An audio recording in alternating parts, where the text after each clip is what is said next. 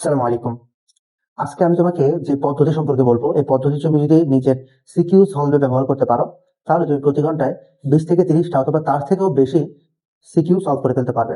শুধু তাই নয়, তোমার এমন একটা নোট তৈরি হবে যে এই নোটটা তুমি যখন পরীক্ষার আগের রাতে খুলবে, তোমার কাছে ওই পুরা সাবজেক্টটার সমস্ত সিকিউ চোখের সামনে ভাসবে।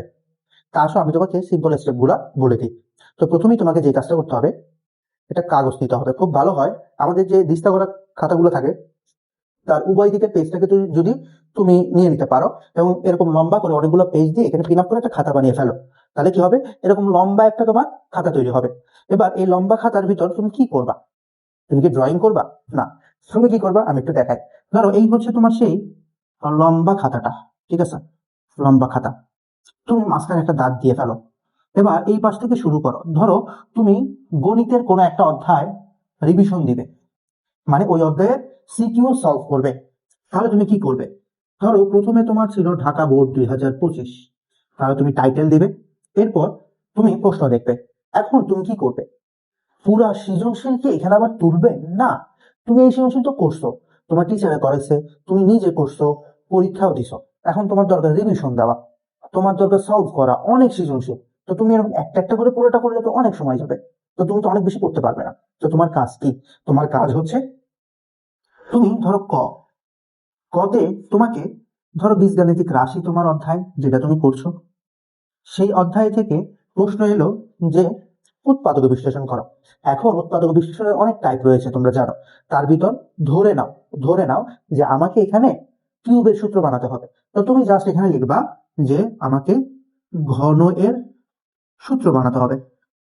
এখন অবশ্যই এই ধরনের অঙ্কগুলোতে কোনো না কোনো একটা ট্রিক্স থাকে, প্রত্যেক অঙ্ক রিলেটেড, যে এখানে এরকম করে এই পাশে একটা ওয়ান বেশি রেখে আমি কিউবের সূত্র বানাবো। ওই জিনিসটা তুমি এখানে লিখবে, শেষ। তোমার 10 থেকে 15 সেকেন্ড লাগবে, তখন তুমি এটা লেখা শুরু করবে। এরপরে খ নাম্বারে ধরো তোমাকে কোনো কিছু মান বের করতে দিল, তাহলে মান বের করতে তোমার যা যা প্রয়োজন, তোমার ধরো প্রথমে দরকার x+1/x এর মান। এরপরে দরকার হবে x² + 1/x² এর মান।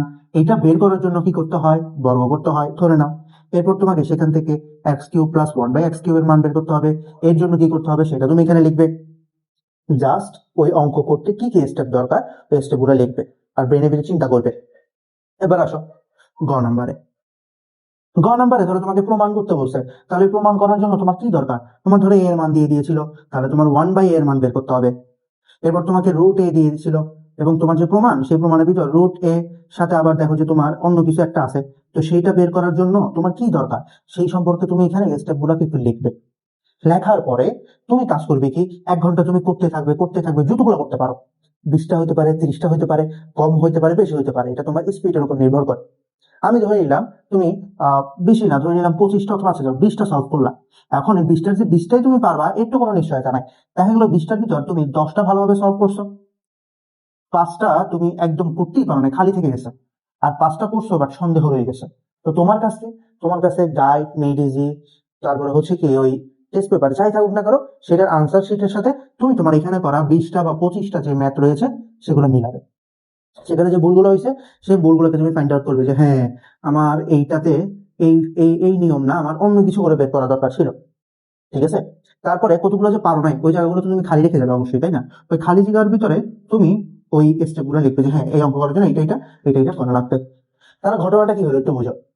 তোমার কাছে একটা এমন নোট তৈরি হলো, যেই নোটের ভিতর সবগুলো সৃজনশীলের স্টেপ লেখা আছে, যেটা তুমি নিজ হাতে লিখছো।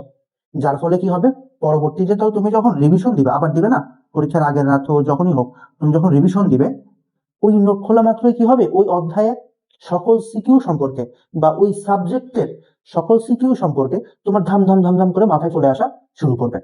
এবং যেগুলো একটু বেশি হার্ড লাগবে, তুমি ওগুলো একটা খাতায় একটু প্র্যাকটিস করলে। এই মেথড যদি তুমি ফলো করতে পারো, তাহলে যে তুমি ঘন্টায় অনেক সৃজনশীল করে ফেলবে, শুধু তাই না, তোমার কাছে একটা স্পেশাল নোট তৈরি হয়ে গেল, যেটা তোমার পরীক্ষার আগের রাতে কাজে দিবে, পরীক্ষার পরেও কাজে দিবে। পরীক্ষার পরে কেন কাজে দিবে?